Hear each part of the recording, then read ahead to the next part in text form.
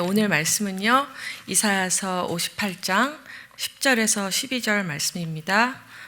함께 봉독하시겠습니다. 줄인 자에게 내 심정이 동하여 괴로워하는 자의 심정을 만족하게 하면 내 빛이 흑암 중에서 떠올라 내 어둠이 낮과 같이 될 것이며 여호와가 너를 항상 인도하여 메마른 곳에서 내 영혼을 만족하게 하며 내 뼈를 견고하게 하리니 너는 물된 동산 같겠고 물이 끊어지지 아니하는 샘 같을 것이라. 내게서 날 자들이 오래 황폐된 곳을 다시 세울 것이며 너는 역대에 파괴된 기초를 쌓으리니 너를 일컬어 무너진 데를 보수하는 자라 할 것이며 길을 수축하여 거할 곳이 되게 하는 자가 하리라. 아멘. 6살 때 아파트 단지에 노방 전도 나오신 전도사님 손을 잡고 교회에 나가기 시작했습니다. 10명 남짓한 개척교회에서 어른들과 저녁 예배까지 드리고 교회의 긴 의자에 잠이 들면 전도사님이 저를 등에 업고 집에 데려다 주시곤 하셨습니다. 그렇게 교회를 다닌 지 1년 후쯤 7살 초신자 집에 사건이 생겼습니다. 밤에 부모님이 한숨을 쉬시면서 심각하게 하시는 대화를 들었습니다. 엄마가 길에서 친구 딸의 손을 잡아주다가 친구들의 갯돈과 아버지의 월급 봉투가 들은 돈 봉투를 잃어버리셨습니다. 그때 당시 꽤 큰 돈이었다고 합니다. 그 얘기를 들은 저는 크레카에 이렇게 잼을 정성껏 발라서 한 접시 이렇게 차리고 물에 이렇게 한 사발을 뜬 다음에 교회에서 받은 예수님 사진을 앞에 두고 또 교회에서 받은 그 사무엘, 어린 사무엘이 기도하는 그 장면을 그대로 오빠와 같이 연출하면서 이렇게 무릎 꿇고 두 손을 이렇게 모은 다음에 기도를 했어요. 하나님, 그 돈 봉투를 꼭 찾아주세요. 엄마 아빠를 도와주세요. 기도하며 하나님이 찾아주실 것 같았습니다. 하나님이 찾아주셨을까요? 안 찾아주셨을까요? 네, 제가 이렇게 간증하는 데는 이유가 있겠죠. 하나님은 어린아이의 기도를 저버리지 않으셨습니다. 일주일 후 정말 기적같이 그 돈은 다 찾게 되고 그 계기로 저희 부모님은 교회를 다니시게 됐습니다. 알고 보니 저희 아버지 쪽으로 저희 집은 4대째 내려오는 기독교 집안이었고요. 아버지는 장로님이셨던 증조 할아버지로부터 주의종으로 서원된 장손이셨습니다. 청년 때 뜨거웠던 신앙을 다시 회복하신 아버지는 열정적으로 믿음 생활을 했고 저희 집은 교회가 가정인지 구별할 수 없는 다른 삶을 살았습니다. 저는 그냥 하나님이 너무 좋았습니다. 예수를 모르는 사람들을 보면 그 사람이 지옥에 가서 불에 타는 게 막 상상이 돼서 견딜 수가 없었습니다. 제가 괴로워서 전도를 하지 않고는 베길 수가 없었습니다. 사춘기 때는 부모님의 열심으로 인해 가끔은 신앙생활에서 벗어나고 싶다는 생각을 하곤 했습니다. 하나님의 사랑이 유난했던 아버지의 물질적 헌신으로 인해서 중산층이던 가정이 어느덧 아무것도 없는 집으로 전락해 가면서 엄마가 불쌍하다는 생각을 했습니다. 돈을 많이 벌어서 가정을 일으켜야겠다. 엄마를 행복하게 해줘야겠다. 그런 결심을 했습니다. 성공에 대한 욕심이 컸던 저는 인생의 탄탄대로가 보장될 것 같았던 서울예술고등학교를 졸업할 때쯤 현실을 직시하게 됐습니다. 난 여기서 안 되겠구나. 한국에서는 예술계에서 성공하려면 3가지가 있어야 되는데요. 엄마의 치맛바람, 특별한 재능, 열정. 뛰어난 배경과 실력을 가진 제 친구들에 비해 저는 그중 하나도 해당되는 게 없었습니다. 또 다른 성공을 꿈꾸며 미국으로 향했습니다. 어려서부터 약간 미국병이 있던 저는 더 넓은 곳에 가서 내 꿈을 펼치며 펼치기를 바라는 그런 환상을 가지고 이곳에 왔습니다. 그러나 현실은 녹록하지 않았습니다. 부모님은 인도네시아로 선교를 가고 저희 남매만 유학 오기로 됐던 게 갑자기 전환되어서 가족 모두가 미국에 오게 결정이 되었습니다. 신학 공부와 기도만 하시는 아버지, 경제적인 어려움, 마음의 방황 등이 현실을 도피하고만 쉽게 만들었습니다. 미국만 오면 될 줄 알았습니다. 미국에 오니 광야가 저희 가족을 기다리고 있었습니다. 하나님으로부터 숨고 싶었습니다. 그때부터 목표도 목적도 없이 살았습니다. 하나님, 날 좀 내버려 두세요. 날 좀 못 본 척 해주세요. 제가 언젠가는 정말 하나님이 전부인 것처럼 살 건데요. 지금은 제가 하고 싶은 것 좀 마음껏 하게 기다려주세요. 숨통을 트이고자 도망갔습니다. 그렇게 도망갔는데 더 숨이 막혀왔습니다. 하나님을 피해 세상에서 방황하다가 지쳐갈 때쯤 되어보니 그래도 돌아갈 때는 주님뿐이었습니다. 다시 돌아와 새벽제단부터 시작했습니다. 40가지 자세한 리스트를 들고 오랜만에 하나님을 찾아간 이유는요, 백마탄 왕자님 같은 남자를 만나 결혼하게 해주세요. 그거였습니다. 제가 응답을 받았다고 생각하시나요? 작전 기도를 마치는 날쯤 같은 캠퍼스를 다녔던 40가지 기도 리스트의 주인공인 현재의 남편이 제 앞에 나타났습니다. 미혼분들께 제가 참고하라고 말씀드리는데요, 그 리스트에는 키는 180 이상이어야 됩니다도 있었습니다. 세밀하게 응답하시는 하나님을 경험했습니다. 그런데 결혼하고 보니 가장 중요한 한 가지를 제가 빼먹었더라고요. 알고 싶으신 분은 조용히 나중에 저를 찾아오시면 제가 말씀드리겠습니다. 겉으로는 모든 것이 순탄해 보이지만 저는 유난히 번뇌가 많고 내적 갈등이 심한 10대와 20대를 보냈습니다.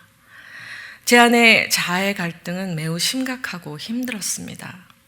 환경이 심각해 보이지 않기에 제 문제는 다른 사람들이 느끼기에 사치였고 투정일 수밖에 없었습니다. 난 너무 힘든데 그것을 표출할 때도 들어줄 사람도 없었습니다. 어린 시절 멘토를 구했지만 하나님은 허락하지 않으셨습니다. 마치 시멘트 벽에 머리를 박으면서 사는 것 같았습니다. 겉으로는 밝고 씩씩하고 낙천적인 면이 많지만 뭔가 알 수 없는 영적 전쟁으로 가끔씩 죽고 싶었던 적이 많았습니다.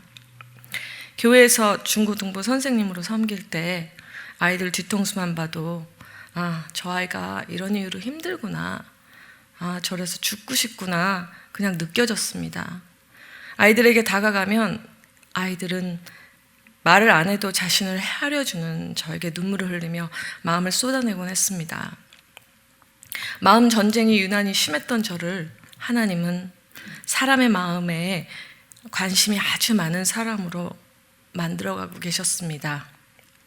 제가 너무 힘들었어서 사람들이 저에게 고민을 털어놓을 때 이상하게 다 저의 얘기 같이 들렸습니다.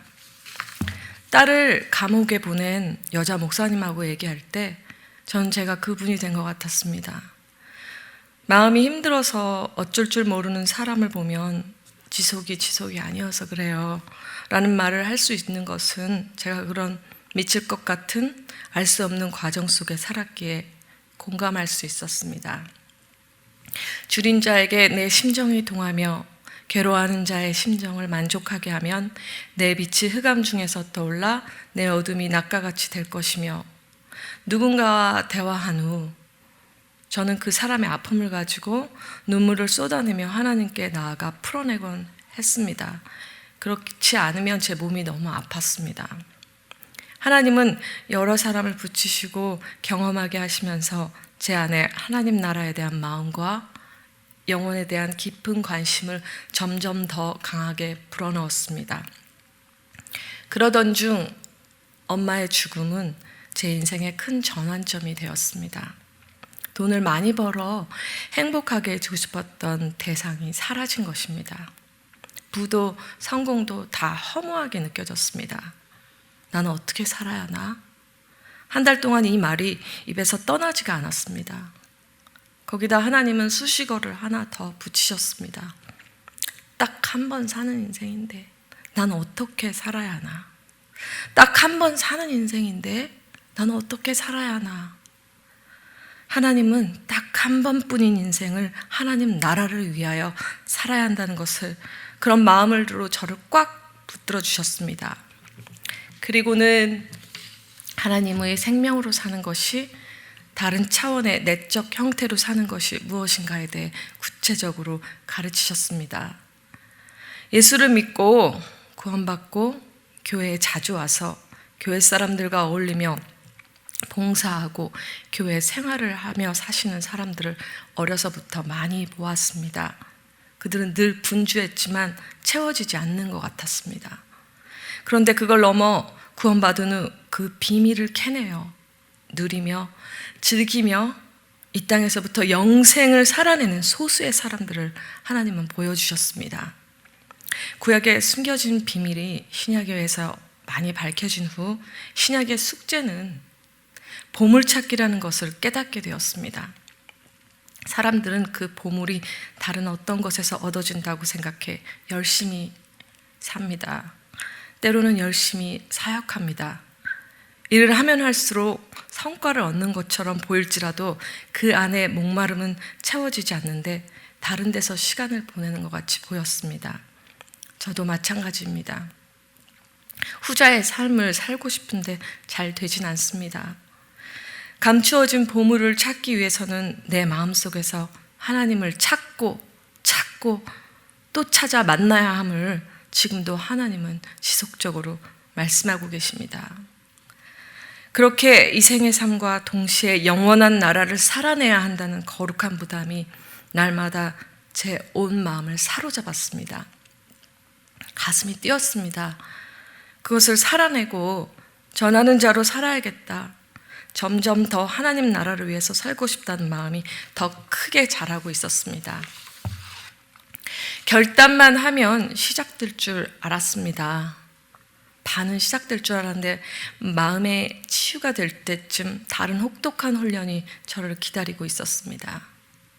어릴 때부터 몸이 허약했는데 20대 후반부터 알 수 없는 통증과 무기력이 제 몸을 지배했습니다. 마음은 뜨겁고 열정은 넘치는데 아무것도 할 수가 없었습니다. 하나님은 마음은 부어주시면서 육을 죽이시는 것 같았습니다. 기본적인 생활도 어려웠습니다. 아내로서, 엄마로서의 기본적인 것을 할 수 없었습니다. 할 수 있는 게 아무것도 없었습니다. 한창 자라나는 아들들이 공원에 가고 싶다고 하는데 지천이 공원인 친오일에 살면서 저는 공원에서 앉아있는 게 힘들어서 나갈 수가 없었습니다. 아이들한테 엄마가 다른 엄마들이랑 좀 다른 에너지 레벨을 갖고 있다 설명했지만 활동량이 많은 어린 아들들은 눈을 말똥말똥 뜰 뿐 뭔 소리를 하는지 이해를 하지 못하였습니다. 하나님이 키워주시기만을 구했습니다. 답답한 마음에 시간이 나면 교회에 가서 기도를 했습니다. 하나님을 만나면 만날수록 제 마음에 있던 많은 영적 전쟁이 정리되고 공허하고 허기졌던 마음이 해소되었지만 몸은 시체 같은 죽음의 시간을 통과해야 했습니다. 통증이 심할 때는 하나님께 저 좀 이 땅에서 데려가 달라고 때를 써보기도 했지만 통하지가 않았습니다. 사는 게 아니었습니다. 그때도 다리가 잘린 게 아니요, 암에 걸린 것이 아니니 뚜렷한 병명이 없는 제 고통은 멀쩡해 보이는 겉모습 때문에 그 누구에게도 이해받기 어려운 꾀병같이 보이는 것이었습니다. 육체의 통증도 힘들었지만 고통을 나눌 수 없는, 그 누구의 공감을 받을 수 없는 철저한 외로움이 저를 더 힘들게 했습니다.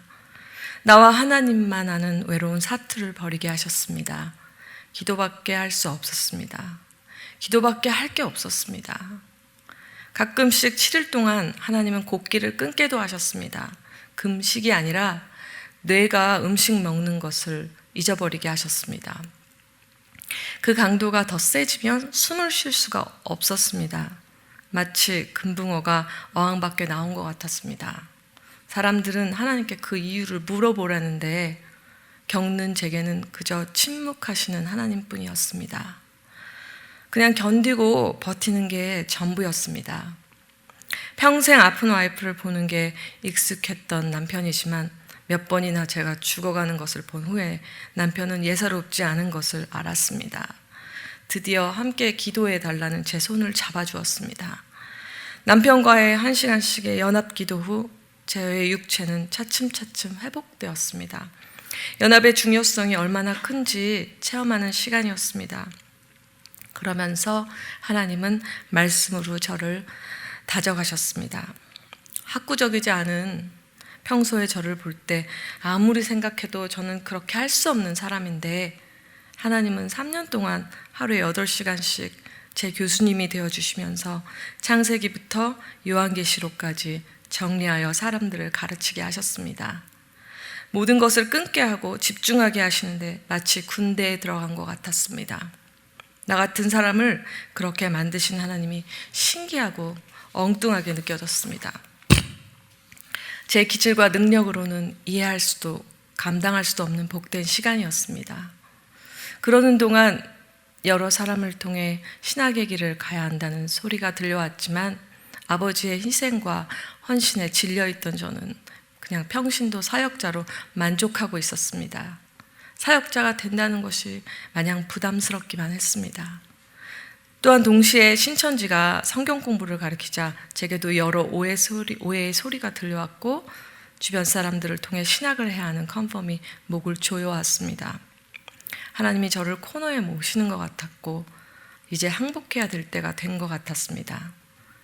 저는 담임 목사님이신 고승희 목사님을 만나 상담을 받은 후 목사님의 권면을 따라 남편의 허락하에 신학교에 발을 디디게 됐습니다.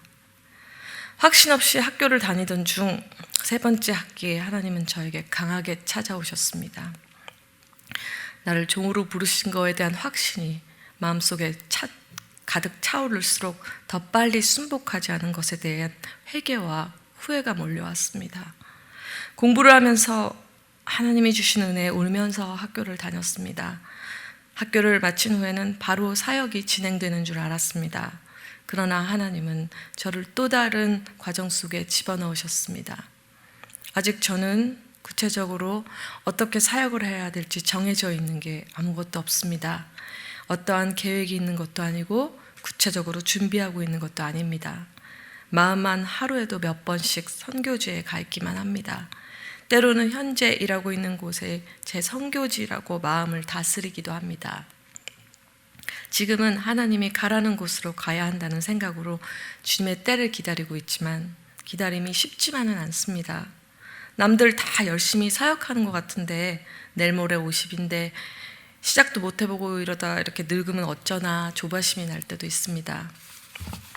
나의 달려갈 길 다간 후에 나의 마친 바 사명을 다했노라 라는 구절을 읽을 때마다 하나님 나라를 위해 최선을 다했던 바울이 너무나 부럽습니다.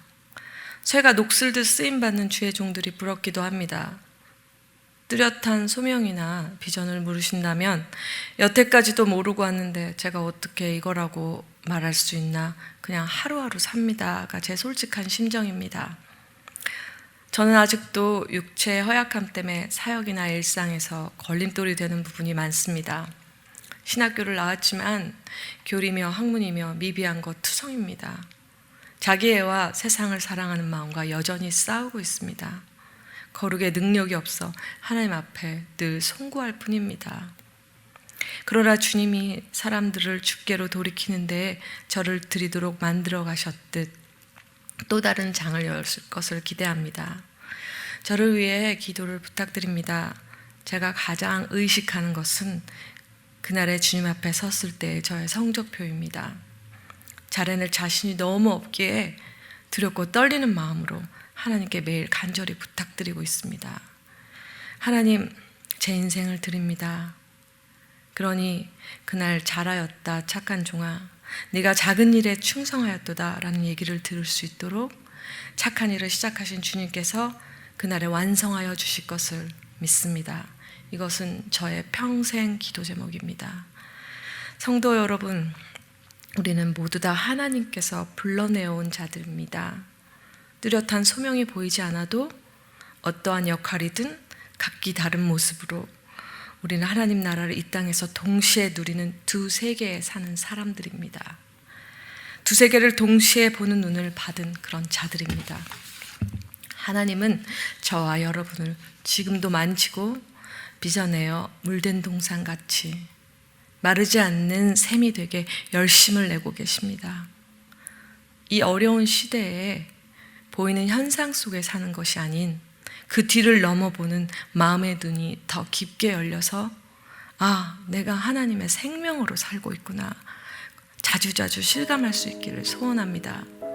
또한 나를 넘어 내 배우자가, 자녀들이, 성도들을 볼 때 서로 저희는 하나님의 생명으로 살고 있는지 알아줄 수 있게 되기를 원합니다. 그래서 그날에 주님 앞에 섰을 때 점도 혼도 없이 책망받을 것이 없는 자로 사시는 영광스러운 인생 되시기를 기도합니다. 기도하겠습니다. 하나님 감사합니다. 부족한 자를 사랑하시고 허물을 덮으시며 여기까지 오게 하셨습니다. 주님을 위해 제 인생을 드리기를 소원합니다. 하나님이 쓰실 수 있는 그릇이 되도록 도와주시고 함께해 주시옵소서. 아름다운 교회를 축복하시는 하나님, 성도 한 분 한 분에게도 하나님 나라를 일상에서 느끼며 기뻐할 수 있도록 충분한 힘을 공급하여 주시옵소서. 코로나가 우리를 힘들게 하는 것이 아니라 그 어떤 것도 아버지와 우리의 사랑에 장애가 되는 게 없게 그 사랑에 취하여 많은 어려움을 능히 이기는 삶을 살게 우리를 붙들어 주시옵소서. 우리가 이사야의 말씀같이 서로 마음이 동하고 서로의 심정을 만족하게 할 수 있도록 오늘도 그리스도의 사랑을 듬뿍 부어 주시옵소서. 예수님으로 더욱 우리의 목마름이 갈증나지 않게 흡족하게 채워 주시옵소서. 감사합니다. 고맙습니다. 그리고 사랑합니다. 찬양합니다. 나의 영원하신 왕께 모든 영광 돌립니다. 예수님을 기도합니다. 아멘.